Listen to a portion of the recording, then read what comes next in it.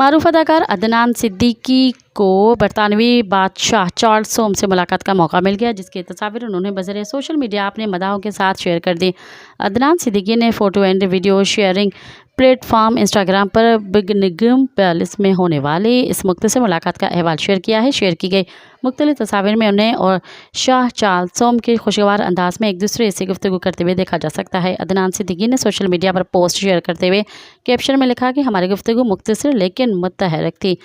पलक झपकते ही मुख्तलिफ दुनियाओं की मुलाकात की तरह शाह चार्ल्स सोम में लोगों के पुरसुकून रखने की एक मुनफरद सलाहियत थी, जिसने एक देर पा तड़प छोड़ दी है। मज़ीद ख़बरनि ऐं तफ़सीलात लाइ विज़िट कयो असांजी वेबसाइट www.awamiNewsHD.com ऐं ॾिसंदा रहो अवामी न्यूज़ HD।